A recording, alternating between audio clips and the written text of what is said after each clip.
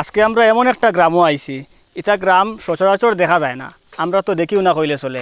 এখানে আইয়া আমরা কইরি খানো আইলাম। এখন মেঘর দিন, এখন দানোর দিনও নাই, কিন্তু আমার ঘরে আপনারা দেখতে পাইতেরা পুরা খের, দান, গরু, এই সমস্ত জিনিস। এখানে সামনে আমি আপনার তোরা একটু পরে দেখাইমু একদম নয়া স্টাইলে খাওয়ার চাউল বানানিওর দেখিয়া কইরি এটা কিতা, এটা তো কোনোদিন দেখছিও না। তাছাড়া এখানে আপনারা দেখতে পাইতেরা রোডর কানেক্টিভিটি, মানে মেইন রোডও গিয়ে উঠতে হইলে প্রায় 8 থেকে 9 কিলোমিটার রাস্তা। পানির দিনও নৌকায় যাইতে লাগে, আর নর্মাল দিনও মানে গাড়ি যাওয়া তো সম্ভব নয়, কারণ রাস্তাতে এখনও ফেক। আপনারা রাস্তা দেখরা স্ক্রিনের মাঝে, মানে ও টাইপের রাস্তা, না উন্নতি আছে, না ফলার বালা সুব্যবস্থা আছে, কিচ্ছু সুব্যবস্থা নাই। অত মানে পিছপড়া একটা গ্রাম। তো এই গ্রাম দেখি আমরা মনেও খানার যে আমরা যত জায়গাতে আসি বা আমরা যে গ্রামও আছি অনেক বালা আছি, অনেক সুখে আছি। দিদি ওগু জিনিসটা কিতা আমার বুঝাও না একটু সুন্দর করে। মানে খাসা দান, খাসা কাটিয়ে আনিলিছো? মানে ধান ফাঁকার পরে কাটিয়ে আনছো, আনি এখন সিদ্ধ দেয়, এরপরে ওটা রৌদ শুকানি হইব। রৌদ শুকানির পরে নর্মাল দানের মতো হইব নানি। তো এই ক্ষেত্রে কিতা কয় এখন? বড়ুয়া ক্ষেত। বড়ুয়া ক্ষেত সাধারণত আমরা শুনতে পাইতাম যে বড়ুয়া ক্ষেত আগে আগে শুনা যাইতো, মানে বালিন্ত মাত কথা হয়, আর দেখতে পাইতাম না। কিন্তু এখানে আইয়া বড়ুয়া ক্ষেত দেখি আর পুরা সাইটও, মানে আমরা যে রাস্তায় আইছি পুরা রাস্তা মানুষের ধান মিলিয়ে রাখি দিছ। আমরা যাবে আইছি এখানে দেখুন দৃশ্যগুলা, ধান রাখা, এরপরে যখন রাখা।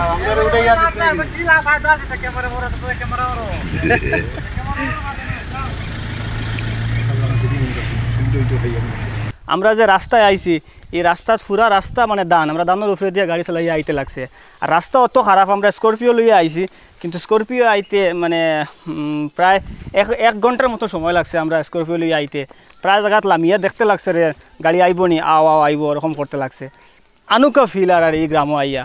তো আপনার তো আমি দেখাইম এই গ্রামের আরও, মানে ও দেখুন নৌকা রাখা আছে কেন, নৌকা, আঁশ, মানে প্রকৃতির যে সৌন্দর্য যেগুলো আছে, মানে প্রত্যেকটা সৌন্দর্য এই গ্রামও আইলে দেখতে দেখা যাতে ফুটিয়া উঠছে।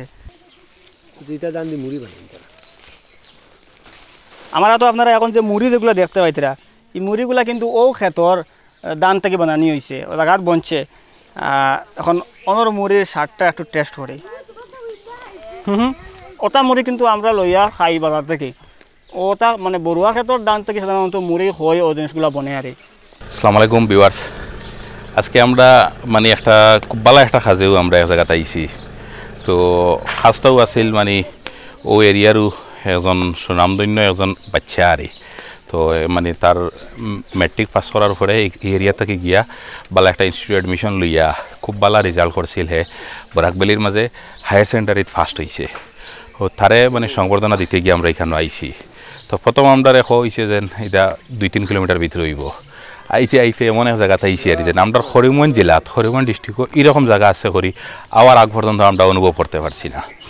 এত বেশি মানে পিছড়া অঞ্চল আর এইটা, যে এরিয়াত 100% মানুষ হইলে গিয়া ডে লেবার, কৃষিজীবী, শ্রমজীবী ও ধরনের মানুষ থাকেন এরিয়াত। আর এখান থেকে মানুষের যাইতে হইলে বদরপুর হইন, শিলচর হইন, যদি সেরোর যাইতে হয় অন্তত পক্ষে 6 থেকে 7 কিলোমিটার প্রথমে আটিয়া যাইতে লাগে। এরপরে গিয়া মানুষে ফাইন অটো রিক্সা বা ছোটো গাড়ি, টুকটুকি ও ধরনের গাড়ি ফাইন ফাইয়া এরপরে ওখান থেকে ধরতে লাগে গাড়ি।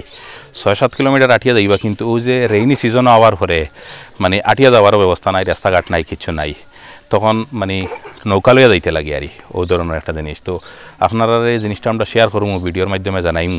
এই এরিয়াত মানুষে কমপ্লিট মানুষে খেত কৃষি করইন, আর কিছু মানুষে মাছ মারইন, মারিয়া ও মাছগুলা নিয়ে বেচইন, মুড়ি বানাইন, আমরা যে মুড়ি যেগুলা খাই মুড়ি বানাইন, বানাইয়া বাজারে নিয়ে মুড়ি বেচইন। তো আপনারা সামনে একটা জিনিস ধরতে চাই, মই দেখুন সামনে কীরকম মানুষে খেত করছেন, করিয়া এই দানগুলা মানে ইয়ে দিয়া বড় বড় হান্ডির মাঝে রাখিয়া আর নিচে থেকে আগুন দিয়া ও দানগুলা ইয়ে করেন, করিয়া এগুলা থেকে মুড়ি উড়ি বানানি হয় বা বিভিন্ন ধরনের বস্তু বানানি হয়।